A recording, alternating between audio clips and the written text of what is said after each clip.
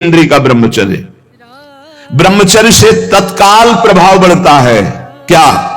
स्मरण शक्ति। बहुत ध्यान देने की बात है। अगर आपको भगवत स्मृति में डूबना है तो आपको ब्रह्मचर्य का पोषण करना पड़ेगा, चाहे जो हो।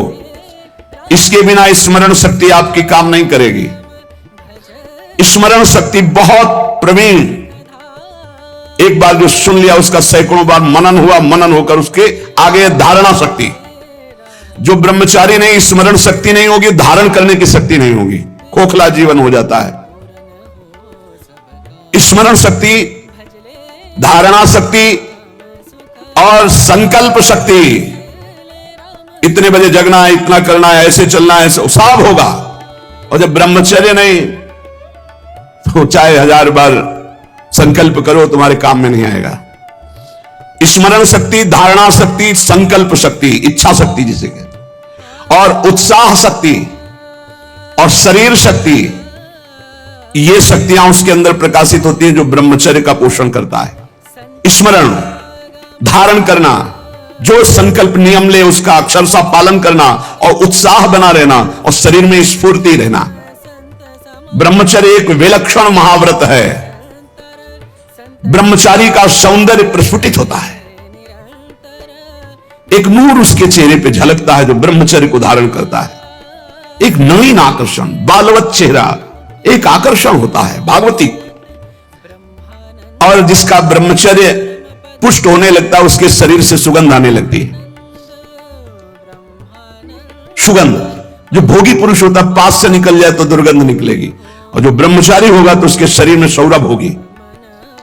ब्रह्मचारी का एक एक रोम तेज से युक्त होने लगता है, चेहरे पर हर समय प्रफुल्लता, मुस्कान, उसका हृदय नंदनवन हो जाता है, आनंदवन। बिना किसी कारण की प्रसन्नता बनी रहती है। शरीर अगर किसी असाध्य रोग से युक्त है तो भी उसके विचार कभी रोगी नहीं हो सकते, विचार स्वस्थ रहता है। और जो ब्रह्मचर्य नष्ट करता है, स्मरण शक्ति में दौड़ लो, नाइट्रेट में तो दौड़ लगाओ। शरीर को एक बार पसीना पसीना करो, थोड़ी सी बैठक, थोड़ी सी थोड़ा व्यायाम करो। ये साधना के लिए, भगवत प्राप्ति के लिए कह रहे हैं, कोई कुश्ती लड़ने के लिए नहीं कह रहे। ये जरूरी है। पथ्यास्यायी, पथ्य का भोजन, मित भोजन करने वाला, और व्यायामी, और स्त्री सुजितात्मा। स्त्री शरीर है तो पुरुष की तरफ नहीं, पुरुष शरीर तो स्त्री की तरफ नहीं। जितात्मा, आकर्षित ना होना। नरो न रोगी शायद, उसे रोगी नहीं कहते, भले वह साध्य रोग से ग्रसित हो। और अगर ये नहीं है तो वो रोगी ही है। आज नहीं तो कल पता चल जाएगा कि वो रोगी है। साधना करने वालों के लिए इंद्रियों को पावन करना, इंद्रियों को संयम में रखना बहुत आवश्यक है। मन के गुलाम, इंद्रियों के गुलाम, स्वेच्छाचारी भोगों की दुर्दशा में पड़ा हुआ मनुष्य है आज। असंयमी मनुष्य का मन और मस्तिष्क, ध्यान से सुन लीजिए, असंयमी जो अपनी इंद्रियों मन को मनमानी लगाए हुए है, उसका मन और मस्तिष्क और हृदय सड़ा देते हैं, जीवन को सड़ा देते हैं। मन और इंद्रियों को संयम में रखकर भगवत चरणारविंद से नहीं जोड़ोगे, सड़ा देंगे तुम्हें। तुम्हारे अंदर ही इतनी सोच गलत कर देंगे, जलोगे। जो ब्रह्मचर्यहीन है, मनमानी आचरण करता है, ध्यान से सुनो। पहला लक्षण अशांत, दूसरा कहीं मन न लगना, अस्थिर चित्त, तीसरा अस्वस्थ, चौथा मलिन स्वभाव, हीन स्वभाव, किसी भी कार्य को कहते सबसे पहले ना, उत्साहहीन, हर कार्य के लिए बोझा मानना, ना कर देना, सदा के लिए भय का डेरा पड़ जाना अंदर। ये देखो शास्त्र है, ये महापुरुषों के द्वारा लिखा हुआ है, जिन्होंने अनुभव किया सबके मनों में अपने मन को मिलाकर। इंद्रियों का जो असंयम है वो हर तरह से मनुष्य को नष्ट कर देता है। लोग अंतर का सुधार नहीं करते। जहां जहां असंयम है वहां वहां अशांति है, दुख है, बेविचार है। संयम विहीन जीवन शुष्क, उदासहीन, पशुवत जीवन है। पूर्ण ब्रह्मचर्य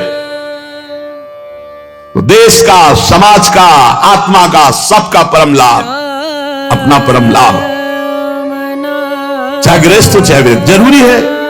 अब थी और आज अस्पताल में आप चले जाओ तो भीड़ लगी हुई है, क्यों? सब खान पान बिगड़ा हुआ है।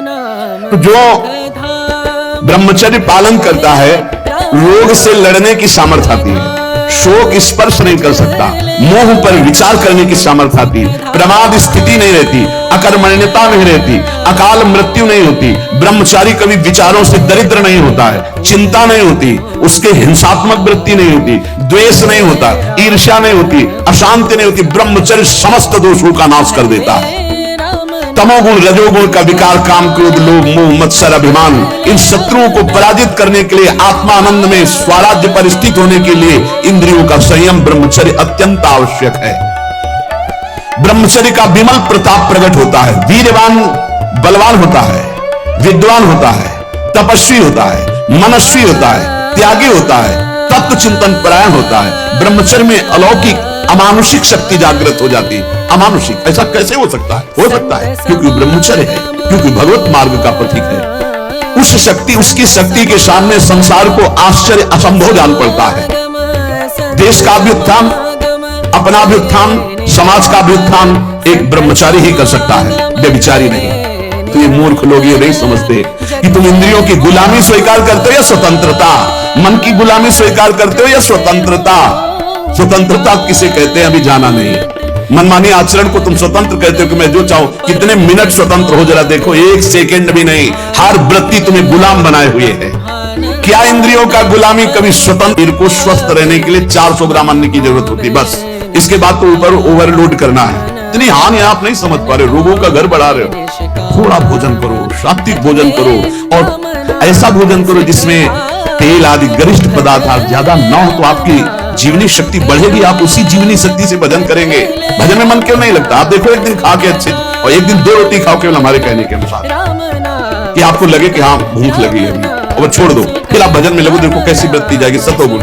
चंचलता मन की तभी रुकती है जब सात्विक भोजन होता है। नेत्र की चपलता, बार बार इधर उधर देखना, कानों की चपलता, प्रपंच की बात सुन, हर इंद्रिय का ब्रह्मचर्य हमें चाहिए।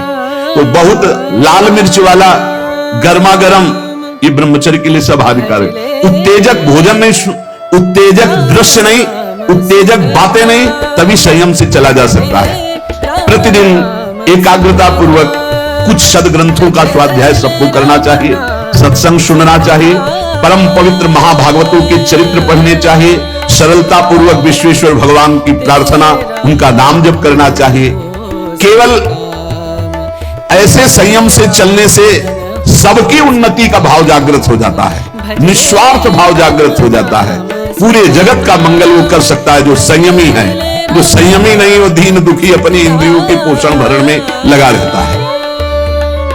याद रखो, सच्चित आनंद स्वरूप परमात्मा की प्राप्ति ही तुम्हारा लक्ष्य है। वो अमृतानंद शांत समुद्र तुम्हारे हृदय में है। तुम्हें लगना पड़ेगा इस मार्ग में, तुम्हें प्रयत्न करना पड़ेगा। वो प्रयत्न गुरु कृपा से, भगवत कृपा से है, ये मानना होगा, नहीं तो अहंकार हो जाएगा। नमा ऋषिभ्या पूर्वजेभ्या पूर्वेभ्या पथिकृतभ्या, ये महामोहमय ज्वाल में मैं उन ऋषि मुनियों को नमस्कार करता हूं जिन्होंने हमको ये मार्ग पूर्व में अनुभव करके बताया है। देखो, जैसे तुम्हारे मन की क्या वृत्ति है ये जानना हो, पूरे जगत के मन की क्या वृत्ति है ये जानना हो, तो थोड़ी देर मन को किसी विषय पुरुष में तदात्म किया जाता है, फिर उसकी जो मन की तरंगे हैं वो सब मन में आती, तब होता है अच्छा ऐसी स्थिति। तो लगता है महात्मा लोग कैसे जानते बिना अनुभव किए? संसार का तो अनुभव नहीं किए, इनको तो संसार का अनुभव किए, जानते कैसे? वो तुम्हारे मन में जानते हैं। तुम्हारे मन में जो चल रहा है, मन को मन में मिलाया और 1 मिनट में सब जान लिया। और वो फिर जब बोलते तो हाँ हाँ ऐसा ही चलता है, ये तो आश्चर्य की बात है, तो ये तो हमारे मन की बात है, क्योंकि तुम्हारे ही मन की बात को जान करके बोल रहे। तो अनेक जन्मों में भ्रमण करते हुए ध्येय की प्राप्ति के लिए हमें भगवान ने मानव जन्म दिया। हमें अपनी इंद्रियों को संयम में रख करके सत्संग, स्वाध्याय, सेवा, सुमिरन, इसमें डूबना है। इसमें श्री भगवान स्वयं कह रहे हैं सबरी जी से, प्रथम भगति संतन करी संगा, दूसरी रति मम कथा प्रसंगा, सबसे पहली भक्ति है भगवान के प्रेमी भक्तों का संग। दूसरी भक्ति उनके मुख से निकली हुई भगवत चर्चा। भगवान श्री रामचंद्र जी महाराज कह रहे हैं संतों का सेवन करो। संत शब्द ने कहा, संतन, बहुत से संतों, संत और संतन बहुवचन प्रयोग किया। जहां भी भगवान की चर्चा करने वाले प्रेमी भागवत जन मिले, उनकी एक एक बात गौर से सुनो, अपने जीवन में धारण करो, लेकिन भगवान से युक्त। भगवान ने जाति पक्ष को नहीं कहा, कुल पक्ष को नहीं कहा, विद्या पक्ष को नहीं कहा। जाति पाति कुल कर्म धर्म बड़ाई ये सब भगवान कहते हैं। एक बार एक कारे नाम के मुसलमान भक्त थे, उनको स्वप्न में भगवान श्री कृष्ण ने एकदम तो सब भूल गए और बस भगवान श्री कृष्ण के आशिक हो गए। उनको भक्तजन कारे ही कहने लगे, श्याम सुंदर के नाते से कारे ही। वो बड़े महान, हर समय केवल कृष्ण कृष्ण कृष्ण और डूबे रहते। इस समय भ्रमण करते हुए जब नीलांचल पहुंचे, जगन्नाथ जी के दर्शन के लिए बड़ा प्रेम उमड़ा। जब वहां दर्शन के लिए गए तो मंदिर में परिचय पूछा गया, क्योंकि उनकी वेशभूषा तो देखते ही संशय हो गया कि तो पूछा तो उन्होंने सच्ची बात बता दी, मैं मुकुल में जन्मा हूं। उनको धक्का मार के बाहर कर दिया है। तुम जगन्नाथ जी के मेन प्रधान द्वार से ही उनको, जो सेवक जन थे उनको ऐसा मान करके द्वार से ही उनको हटा दिया। वो बहुत अंदर ही अंदर लड़े, हम तो जानते भी नहीं थे आपको, आपने आकर स्वप्न में परिचय दिया, मेरे चित्त को चुराया, अपना दास बनाया और आपने उत्साह पैदा किया कि चलो मेरे दर्शन करने, तो नीलांचल दर्शन कर, फिर ऐसा क्यों धक्का दिलवा दिया? द्वार पर से हटा दिया तो कवि प्रकृति के थे, एकांत में जाकर के बैठ गए और कहने लगे, यदि तू जगत का नाथ तो हमारी भी सुध लीजिए। कह रहे, हे कारे, तूने करार किया, स्वप्न में आकर मेरे दिल को चुराया और बता दिया कि तू ही मेरा स्वामी है, और तू मुझे अलग मान करके धक्का दिलवा करके भगवा दिया। क्या यही प्रेम है कि तू जगत का मालिक है? अब मुझसे रहा नहीं जा रहा। आपने हमारे को अपने दरबार से भगवा दिया। यदि तू सर्वलोक महेश्वर सबका मालिक है तो फिर अब देर मत कर,